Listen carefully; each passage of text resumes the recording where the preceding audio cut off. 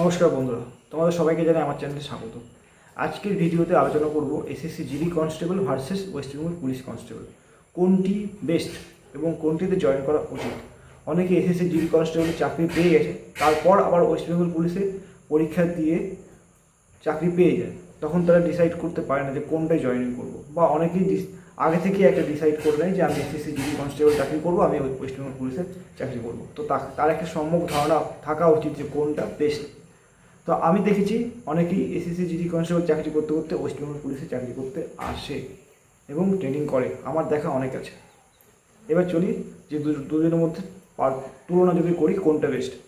তো প্রথমেই যদি আসি যে এসএসসি জিডি কনস্টেবল, সেটা হচ্ছে সেন্ট্রালের জব। তার মানে কি, জব পোস্টিং বা জব লোকেশন অল ওভার ইন্ডিয়াতে হবে, এটুকু কনফার্ম।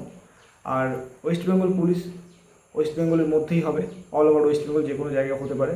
তবে ওয়েস্ট বেঙ্গল পুলিশের পোস্টিং বেশিরভাগ টাইম চেষ্টা করে এখন পার্শ্ববর্তী ডিস্ট্রিক্টে দেওয়ার বা 200 কিলোমিটারের দূরত্বের মধ্যে। তাহলে কি এখান থেকে অ্যাডভান্টেজ কী পাবো, যে এসএসসি জিডি কনস্টেবল যারা চাকরি করে তারা কিন্তু যখনই ইচ্ছে তখনই আসতে পারে না, কিন্তু তারা ছুটি পায় ভালোই এবং অনেক দিন ধরে বাড়িতে থাকতে পারে। কিন্তু ওয়েস্ট বেঙ্গল পুলিশের ছুটি একটু কম, কিন্তু ম্যানেজ আছে এবং তারা কিন্তু যখন ইচ্ছে তখন বাড়ি আসতে পারে। এবারে এসএসসি জিডি কনস্টেবলের একটা ভালো দিক হচ্ছে যে তাদের স্যালারি কিন্তু বেশি, তাদের বেসিকের উপর দিয়ে অনেক 50%-এরও উপর বেশি দিয়ে, আর আমাদের স্যালারি কম। এদিক থেকে যদি তুলনা করি তাহলে কিন্তু এসএসসি জিডি কনস্টেবল স্যালারি কিন্তু অনেক বেশি, রিস্ক অ্যালাউন্স অনেক বেশি, আর আমাদের ওয়েস্ট বেঙ্গল পুলিশের রিস্ক অ্যালাউন্স খুবই কম এবং কয়েকটি বিশেষ জায়গায় ডাব্লিউপি রিস্ক অ্যালাউন্স দিয়ে থাকে। এবার SSC GD law and order duty খুব একটা হয় না, তবে হয়, যেমন ভোটের সময় হয়। কিন্তু WP law and order duty কিন্তু প্রতি মাসে লেগেই থাকে, কিছু ছোটোখাটো ঘটনা কিংবা ছোটোখাটো festival law and order duty দিয়ে দেয়।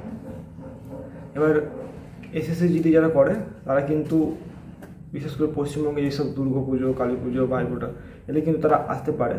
কিন্তু ডাব্লিউপি যারা চাকরি করে, ডাব্লিউপি কনস্টেবল যেই যাই হোক না কেন, তারা কিন্তু এই বিশেষ করে ফেস্টিভ্যালগুলো আসতে পারে না এবং তাদের কিন্তু ফেস্টিভ্যালে কোনো ছুটি নেই। আর যদি বলি, বাকি কিন্তু সমস্ত কিছুই নিজের উপর ডিপেন্ড করছে যে কোনটা জয়েন করবে, কোনটা কমফোর্টেবল, যেটা কমফোর্টেবল মনে হবে সেটাই করতে হবে। আর এসএসসি জিডির মেন্টাল প্রেশার যতটা কম, তার থেকে ডাব্লিউপিতে কিন্তু মেন্টাল প্রেশার অনেক আছে। এইটুকুই পার্থক্য।